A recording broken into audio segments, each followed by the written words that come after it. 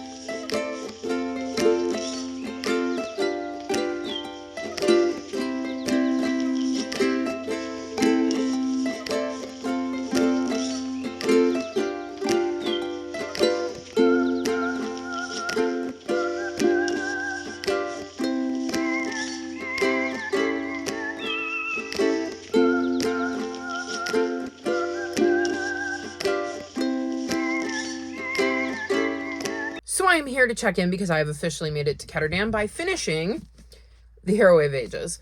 I gave this 4.25 stars. I really enjoyed how this wrapped up. There were a lot of twists and turns I was not expecting, and I just had a lot of fun with this. I definitely feel like we got some questions answered that we had been wondering about for the entirety of the trilogy, and I really like how Brandon Sanderson wrapped this story up. It makes me curious because I know there is a Mistborn era too. It makes me curious to see how that plays off of this. And next I'm moving to Warbreaker, and I'm curious to see how the bigger Cosmere works because I'm not quite sure yet. I just know that most of his books are in the Cosmere universe, so I'm curious to see how that plays out. So I had a really, really good time with this, and I'm really, really glad I gave this series a second chance. But this means I got to Ketterdam, and I can move on to some sightseeing. So I picked up Paper Girls volumes 3, 4, 5, and 6 and finished the series. I gave all of these 4.25 stars. This follows a group of girls who in 1988 on November 1st are delivering newspapers, and things go a bit awry and they end up time traveling and have to work out how to get back home. I did not love the first two. So I've actually read the first two volumes twice, and actually, I don't know, did I mention them? Because I read them for this city. I just read them before I finished The Hero of Ages, so I couldn't submit them. Anywho, I gave the first volume 3.5 and the second volume 3.75 in case I didn't mention it, which is funny because the first time I read them, those ratings were reversed. I enjoyed the first one more than the second one, and this time I enjoyed the second one more than the first one. But it didn't leave me like chomping at the bit to pick up the rest. I flew through these last night and just adored all 4 of the final volumes. I really enjoyed getting to see the girls' journey, how they traveled through time, the people they encountered, learning more about how time travel was created in the first place and what was going on. And I think these two suffered a bit from setting things up, and I think once that got fleshed out a little bit, it was just so much easier to really immerse myself in the reading. So very, very glad that I ended up reading this particular series because I wasn't sure, and it was one that I had waffled on, and I'm glad I ended up finishing it. But that got me a bunch of points for my team.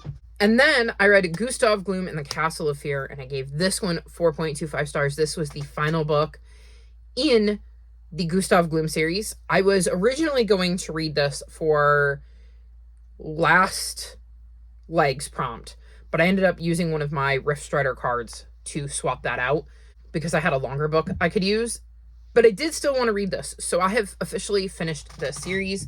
This series follows Fernie and Gustav and a friendship that develops between the two kids. And Gustav isn't really a regular kid, and there's a lot going on around him.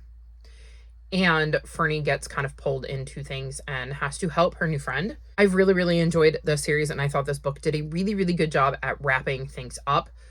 I felt very satisfied with the ending. I liked seeing how Fernie and Gustav finally overcame the thing that they have been dealing with the entire story. There's a lot of things I really liked about this book that I can't really talk about because they're spoilers. Like, if you haven't read the others, mentioning these things would be spoilers, but I like the characters and the way they interact and the people that they meet and how just everything played out in the end. This wasn't my favorite series. It is not one I could see myself revisiting, but it is one I would recommend, and it is one I could see me getting for one of the little ones. So I had a really good time with that. Then I picked up 2 books and listened to a little bit of each. The first is What Stars Are Made Of. I'm on page 60. I am hoping to finish this tonight before I go to bed, before this leg ends, so I can submit it for sightseeing points. Also, if you hear a cat meowing, I apologize. That is Stormy. He is currently in what we're dubbing the med bay, which is our spare bedroom, where Coco is, because Coco has a UTI, and he does not like being held or touched without his permission.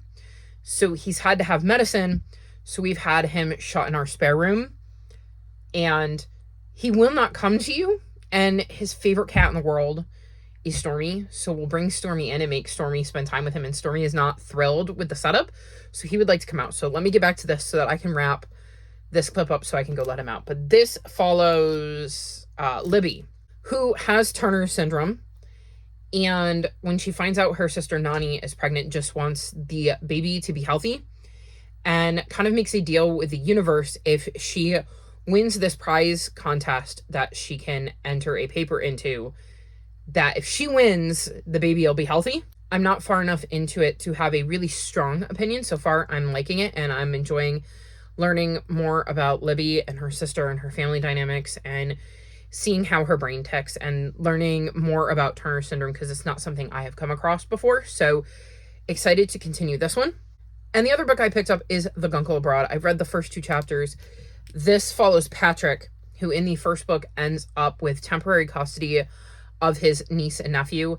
And he's a single bachelor, has never really had to raise kids, but he adores his nibblings and has to figure out how to be there for them given the situation they're kind of going through with neither of their parents being available to them at that point in time. So I'm looking forward to this one. They're going on vacation in this one, and I think this is going to be very, very interesting given the setup and the premise of the book. So we're going to see how this one goes. The other book I do plan to read tonight, so I can definitely get it in before the next leg, is Stars in Their Eyes. This is a graphic novel, so I should be able to get through this one relatively quickly. So my main focus for the rest of tonight, with the hopes of getting these in tonight, because I'm worried that Brie is going to drop a prompt tomorrow before I get up, are these 2. And then if she has not dropped the prompt when I get up, I'll go back to The Guncle Abroad. So that's currently my plan. I think I'm doing pretty well. I feel like The Amazing Readathon has definitely made me read a lot more than I would have otherwise, because it's keeping me motivated and giving me prompts, because I had a pretty hefty TBR going into June. I massively overdid, which I do every June just because I see so many amazing queer books, and then I'm like, I want to read that, and I want to read that, and I want to read that. And this year, in addition to the Amazing Readathon, I'm doing the Queer Lit Readathon and the Diverse Pride Readathon. And so I was picking out all of these different queer books and finding more queer recommendations and putting them on my TBR on top of books that I had already planned to read in June because I wanted to get to them for my own reasons that didn't necessarily fit the prompts for the readathon.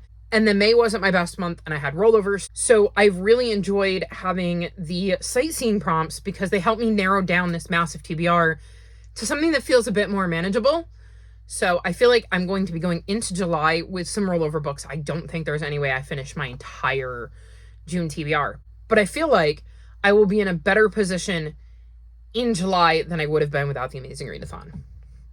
So very excited for that. And yeah, also in addition to that, I have filmed phase 10 and my TBR for Phase Out Your TBR, which is a readathon I'm hosting in July. I needed to get that done. And I'm actually about to go film some more because we're about to have a heat wave for most of the rest of the June, and I don't want to have to film anything more than quick vlog clips. So I'm trying to get in all of the videos that I have left that I need to film before the end of June so that I can release them. So we're going to see how much I can do because it's 1:13 in the morning and I am tired. But yeah, Stormy is still crying, so I'm going to wrap this clip up here and go let him out, and I will check back in with you at the end of this leg.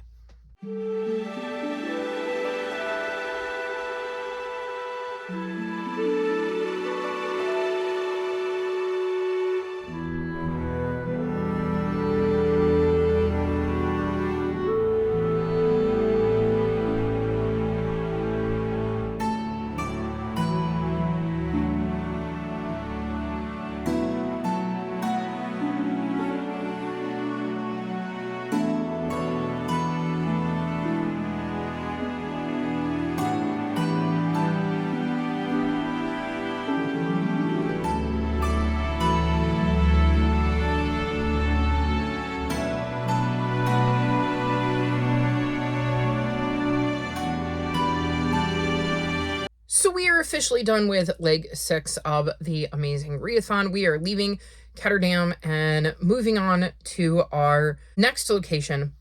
But before I leave, I have a few more books that I managed to squeeze in. First, I finished What Stars Are Made Of, and I gave this 4 stars. So this book follows Libby, and she's 12 and she has Turner's syndrome and ends up finding out that her older sister is pregnant.